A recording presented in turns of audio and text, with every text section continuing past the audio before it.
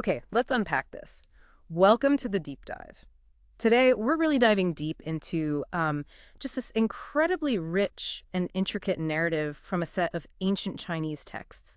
And the source material, it's not just stories side by side. Think of it more like a complex clockwork, all these interlocking gears, these tales driving this bigger mechanism. Exactly. And our mission really is to navigate all these twists and turns. We're talking revenge, loyalty, and some seriously clever strategic thinking. We'll see how characters pass, what they're doing now, their hidden motives, how it all clashes. It's honestly really compelling stuff. What's fascinating here, I think, is how every single character is playing their own game of chess, you know? Absolutely. And our journey starts with Feng Yang. She's being held captive by this mysterious figure, the white-clothed man, also called Dizang. He keeps her in this isolated underground place. It sounds like a really strange, almost surreal existence. And she actually chronicles it in her diary using a drip clock, that ancient water timer. Right. And Di Zhang, well, he's a powerful martial artist, no doubt about that.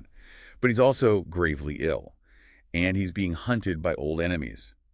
So his motivation seems to be companionship. He wanted someone there for his lonely final days.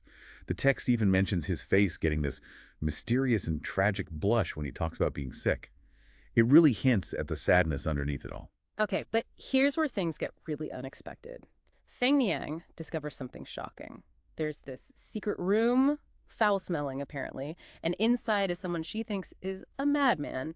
But it turns out to be her fiancé, Wu Ji. He's undergoing this brutal, isolated training. I mean, that must have been a massive shock for her. What was Dizang actually up to? Oh, an incredible revelation, definitely. Dizang's real goal was to train Wu Ji, to sort of forge him into something completely new. But here's the catch. Wu Ji was absolutely forbidden from meeting anyone, not even Feng Yang, not until the training was totally complete. It's a really harsh kind of mentorship, isn't it? Designed for, like, maximum transformation, but wow, the cost. And it wasn't just Wu Ji training, was it? Feng Yang starts learning something too. That's right. She begins training in the Jade Maiden sword art. It's described as this unique style, very fluid, ethereal almost, with a focus on defensive precision. It was apparently perfectly suited to her temperament. And Dizang, even though he's sick, he shows his incredible skill. He cleanly cuts a single strand of hair into 13 perfect pieces, just like that. I mean, that's unbelievable precision. It really shows you the depth of his mastery. And the emotional core here is Feng Yang deciding to stay. Right. She believes she can maybe bring Dizang some joy, but also holds on to this unwavering faith in Wu Ji, that they'll eventually be reunited. Her diary entries, especially one from March 28th, they show this profound sorrow. And the realization that Wu Ji had changed so much, she didn't even recognize him at first. You can just imagine how heartbreaking that must have been.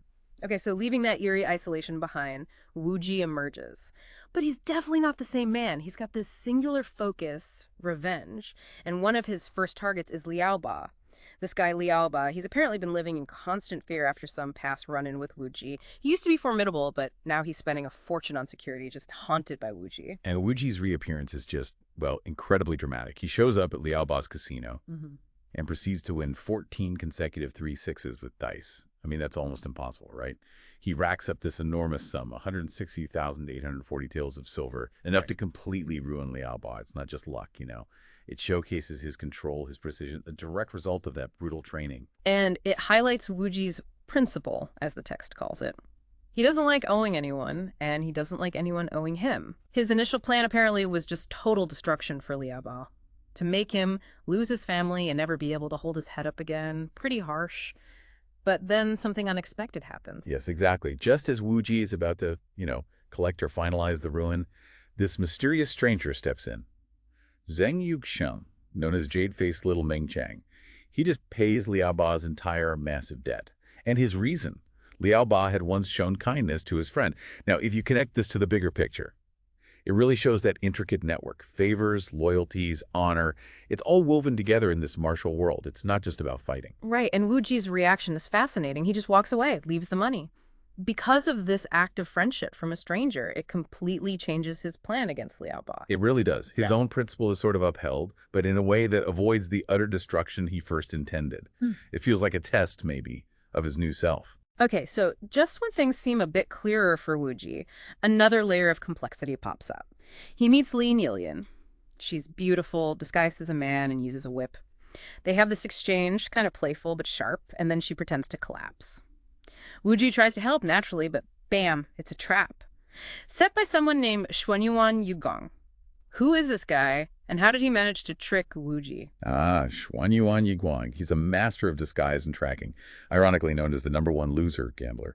He's wearing this incredibly sophisticated human skin mask made by the legendary Seven-Skill Child. We're talking top-tier disguise artistry, and how he tracked Wuji. It's actually pretty chilling. He tracked him using a distinctive scar, a scar that he himself gave Wuji years ago. It's a stark reminder, isn't it? Nothing's ever truly forgotten in this world. Every past action has consequences. Wow. And the plot just keeps twisting because Xuanyun Guang is also being hunted by 3 elite members of the Tang family. They're notorious for their deadly poison darts, including this really nasty one, the 13-petal poison dart made of like 13 tiny iron pieces. And they're after someone called Shengwan Ren, who's key to Wuji's bigger revenge plot. Exactly. And our investigation into the Tang family leads us somewhere unexpected. This small chili shop. Doesn't look like much. But the owner, Zhu Zengyi, he used to run a grand casino. It's clearly a front. And he's there with Tang Hu, described as a thin monkey youth, and Tang Zitan, this coffin-faced elder who likes smoking a dry pipe. These aren't just random shopkeepers. They're Tang family operatives.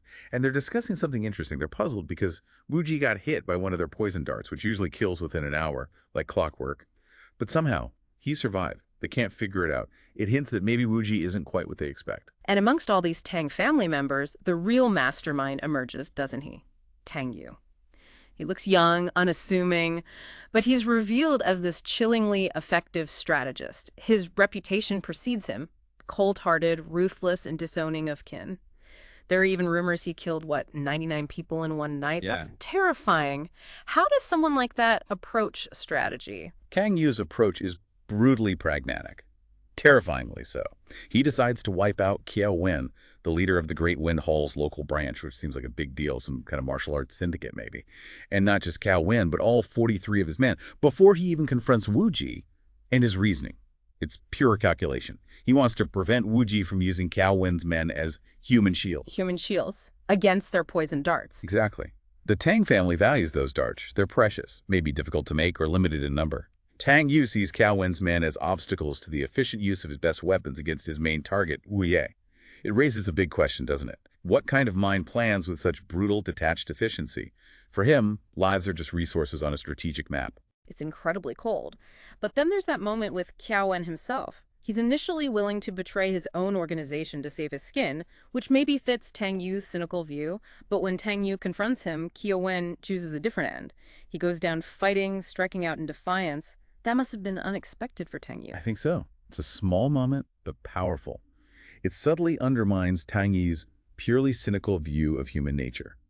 It's almost like the narrative is saying, even the most ruthless calculation can't always predict the spark of human dignity, even in someone seemingly ready to betray everything. Okay, so the chessboard is now fully set.